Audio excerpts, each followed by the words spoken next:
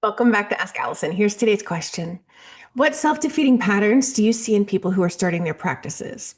What should I be on the lookout for on a psychological level? Mhm. I love this question, obviously. So before we delve into the answer, I want to thank our sponsor. Therapy Notes has been sponsoring Ask Allison, and we really appreciate it. We've talked about them for years. You probably know their features by heart by now, but what really sets them apart is that they genuinely care about your experience.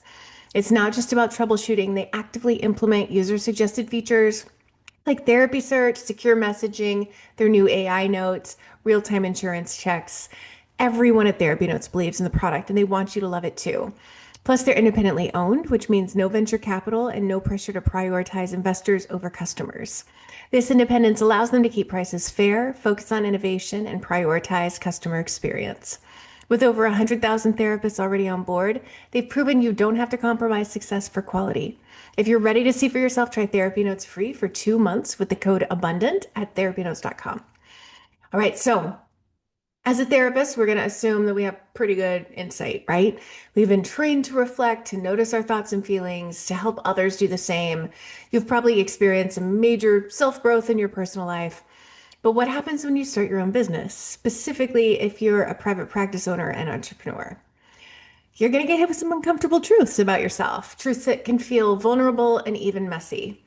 So, the self defeating patterns I see are as varied as the therapists I work with. So, I'm going to focus on how you can tune into your own patterns because the things that crop up while building a practice, they're never new. It's never your first rodeo with this problem.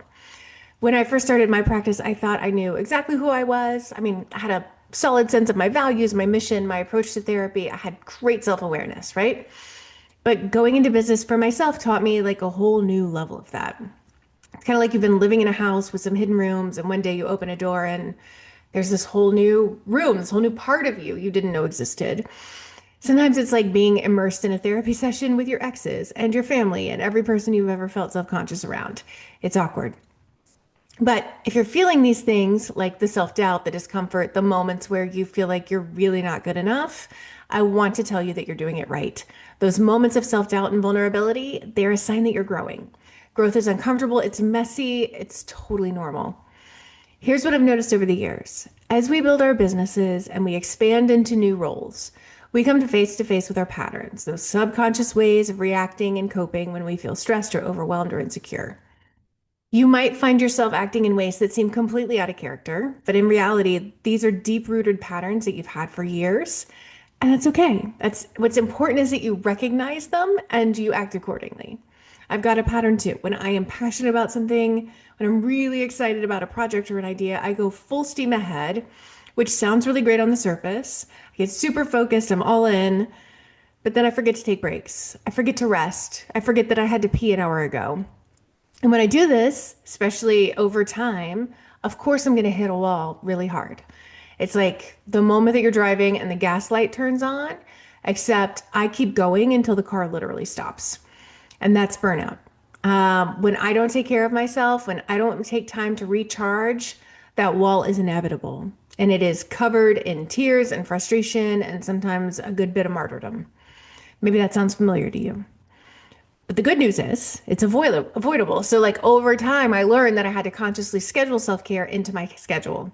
I had to make it a part of my plan because without it, my pattern of burning out would just keep repeating. It became a non negotiable part of my routine to have some self care in there. I schedule regular breaks. I have time set aside for exercise, lunch with friends, family. And I want to make this really clear. Your pattern is probably different from mine. Maybe you're the type to procrastinate. Maybe you can't move forward with a project until everything is perfect, new photos, a fresh look, or the ideal version of yourself. Maybe you overeat, drink a little more wine than you'd like, or you turn to other forms of emotional escapism when the pressure gets too much. It's okay. Like we all have our patterns. And unfortunately, you probably won't even recognize your pattern until it's already in motion. It might take a moment of self reflection or a time when you hit a wall hard, like I tend to realize what's going on. But don't worry, the important thing is that once you recognize your pattern, you can interrupt it before it takes control. So, after you watch or listen to this, I want you to take 5 minutes, like actually set a timer for 5 minutes. This I want to do this exercise for self-awareness and it's going to help you. So your free worksheet for this week has these questions. I want you to go through them. You can also listen, pause, write them, write out your answers, whatever works. Here are the questions. What are the early warning signs of my pattern behaviors? What happens when I start to slip into that cycle? What works for me to break that cycle before it gets out of hand? And then here's the big one. Am I willing to do what works to stop the cycle? And that last question is tough. A lot of us, myself included, can come up with a million excuses to keep doing what doesn't work. We might think, oh, it's just temporary. I'll just power through. I'll deal with it later. But the truth is, it's that lack of willingness to interrupt our patterns that keeps us stuck. It keeps us from moving forward, personally, professionally, all of it. I see it in my clients. I see it in my students. I see it in my business owner friends. I see it in myself too. The good news is when you're willing to do what it takes to break that cycle, that's when the magic happens. That's when you start truly growing. So let's get practical here. If you're still in the phase of figuring this out, I want you to commit to scheduling these moments of self care and reflection. For me, it had to be something that was non negotiable. I put it in my calendar because I am ruled by my calendar.